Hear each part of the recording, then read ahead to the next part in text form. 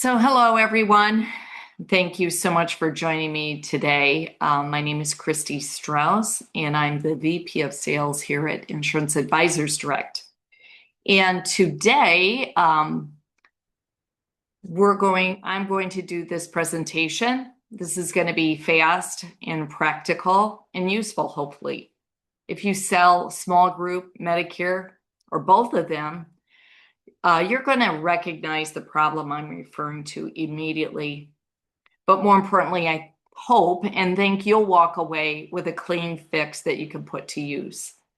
The topic is a hidden issue. It's quiet, costly, and often missed.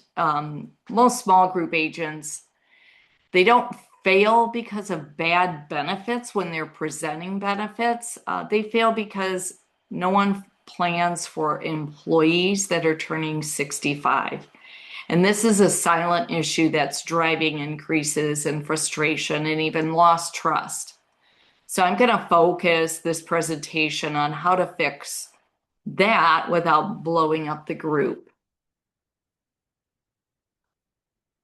As you can see, this particular slide illustrates each bullet point, the current environment.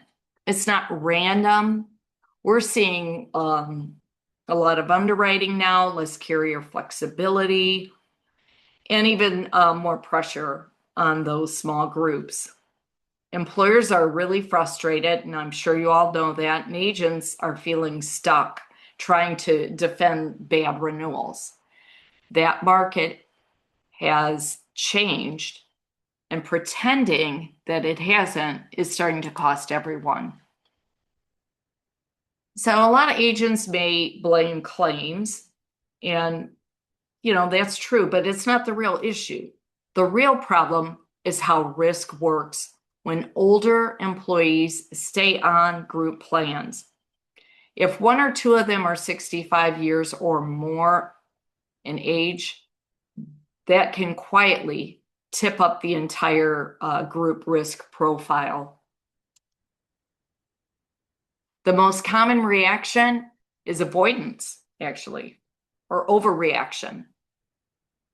Either agents ignore the problem or they push the individual Medicare solutions without a strategy. And it's not that that's bad to pull somebody off the group and put them on individual Medicare, but they're still actively working. So that can create confusion, can even be a compliance risk, and damages the employer trust. And this is where deals fall apart. So, whoops. Oh, my goodness. I don't know what just happened there. Okay. So a Medicare carve-out isn't about replacing the group. It's about protecting it. So when you intentionally move Medicare-eligible employees to a solution designed for them while preserving the group for everyone else, this is a win-win. This strategy is adjustment. It's not disruption. So kind of change your mindset if that's what you're thinking. And so I do have a solution. I'm offering a solution here. The name of the plan that I feel like agents are missing out on often is Senior's Choice. And it fits because it looks and feels familiar. It gives Medicare-eligible employees coverage that makes sense for their age while allowing employers to stabilize the group. There's no confusion, there's no resentment, no loss of control for the agent. So this is a little bit of a tease for Senior's Choice. This is why it works in the real world. It's simple, it's predictable, and it's very flexible. Groups as small as one life, it allows for that. It's guaranteed issue all the time. It's designed to act like a Medigap plan, but you got to remember it's on a group chassis, so it's not Medigap. Rates are tied to where the group's domicile is by zip code, by state, not by individual underwriting. So here's the before and after. Before employer considers dropping group coverage, employees panic, agents lose leverage, and after the 65-year-old plus employee moves to a senior's choice, the group then stabilizes. Coverage stays intact, and the agent keeps the relationship. And this is a win. This is what we all want. And so by no means am I saying this is anti-MAPD. It's pro-strategy. Think of it as that. MAPD alone doesn't solve group risk, but Senior's Choice supports the group or the employer's benefit strategy while respecting Medicare eligibility. And so that's really the difference. If you work with small or mixed age groups, this really belongs in your toolkit, especially when owners or key employees are hitting that Medicare age, but still tied emotionally or even financially to the group.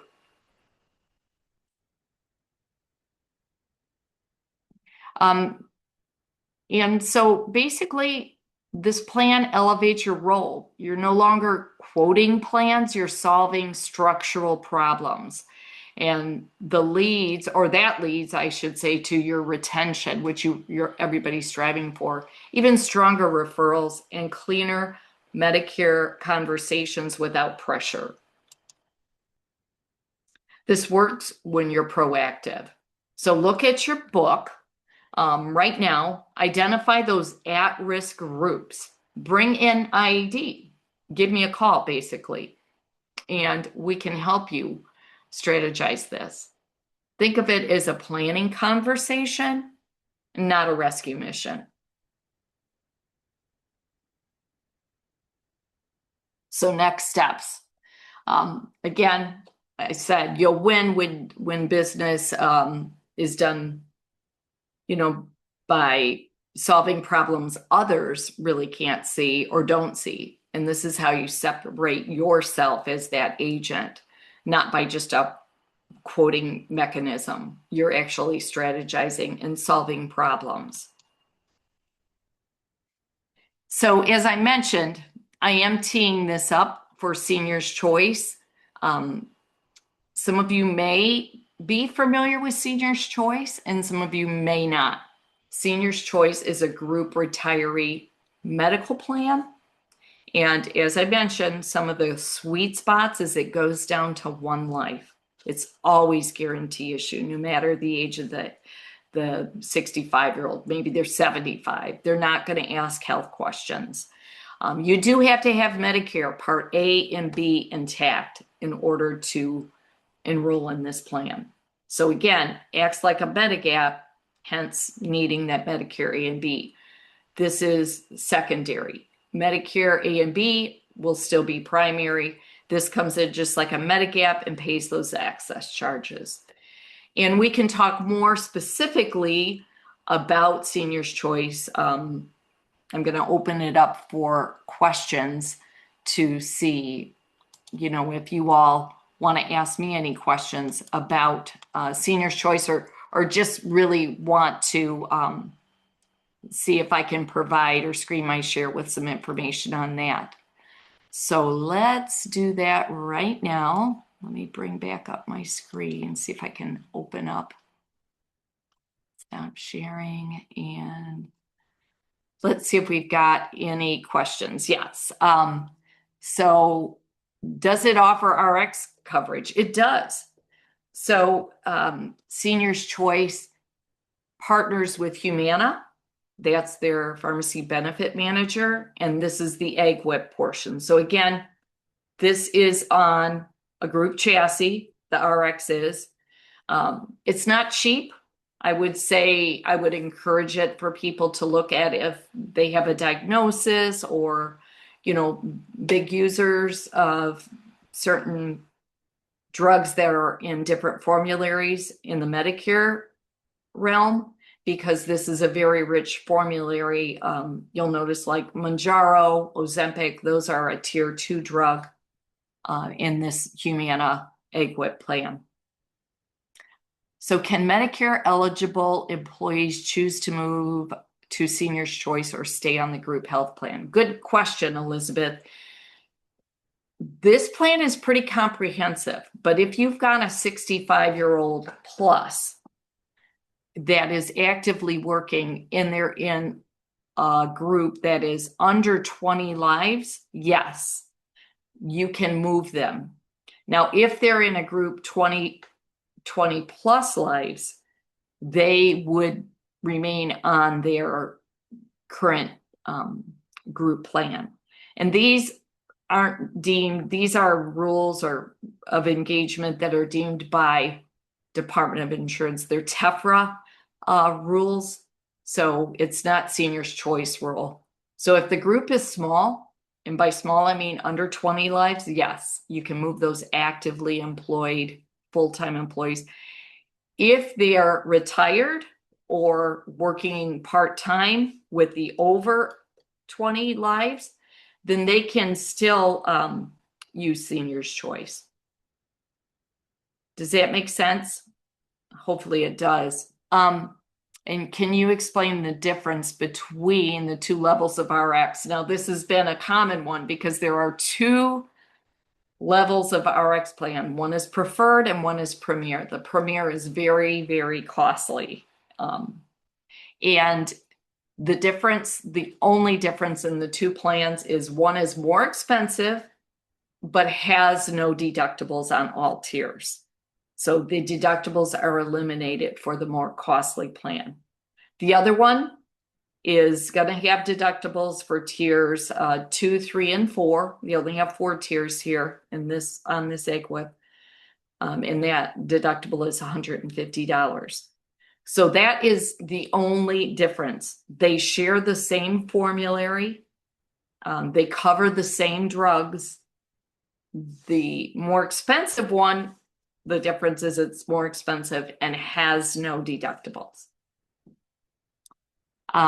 When will the plan be approved in Oregon? Oh, Scott, yeah, so I know it seems like it's been in pending mode for quite a few years.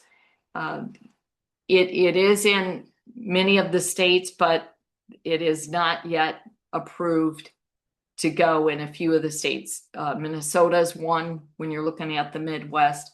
Out west, it is in California. A lot of our California agents do like it. And so that's nice. So Carrie is asking, are the premiums for Senior's Choice higher than individual Medicare plans? And the answer to that is yes. So here's one of the things I'll tell you about that. If you're in the Medicare space right now and you've got clients that want Medigap plans, you'll notice that they've taken some pretty costly rate hikes over the past several years, especially this past year.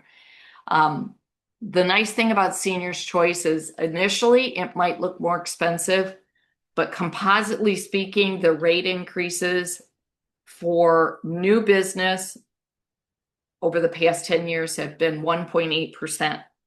For existing business, it has been 3.5%. So, and that's taken a snapshot of the past 10 years. So it's definitely a more stable group when you're looking at rate increases. It's only one group, and that's the entire United States that they participate in those states. So that's pretty impressive. Just another couple of things about Senior's Choice. It's underwritten, not that it's underwritten per se, but by GTL. So it's actually a GTL Guaranteed Trust Life product, which is A- rated if that is important to you. So keep that in mind as well. Senior's Choice is the name of the carrier.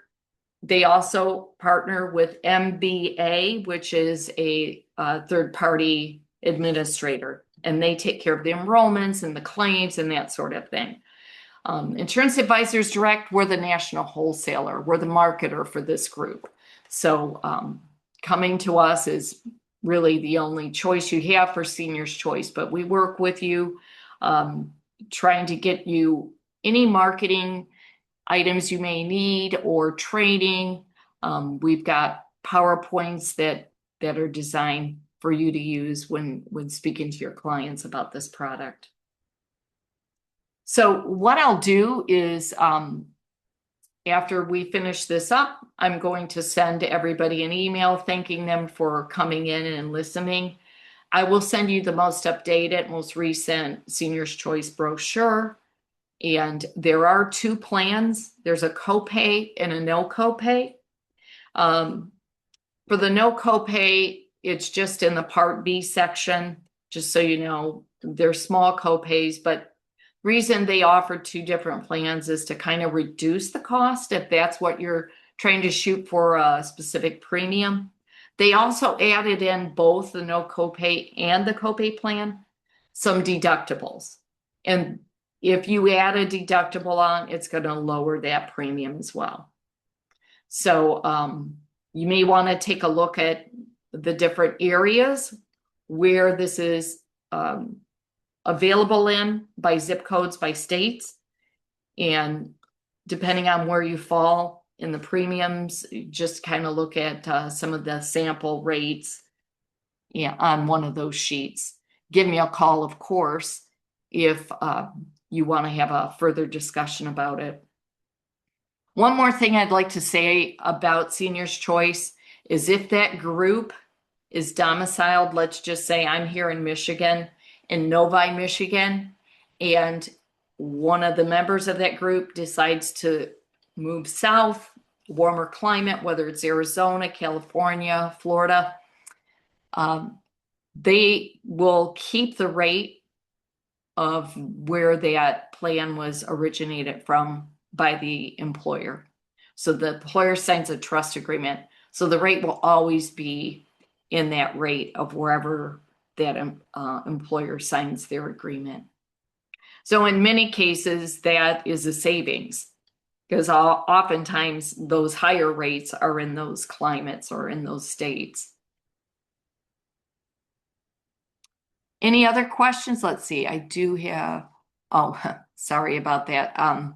Yeah, it's which states we're going to be offered, if there's any newer states that they're being rolled out in. So if that's all the questions, I just want to thank you all for your time.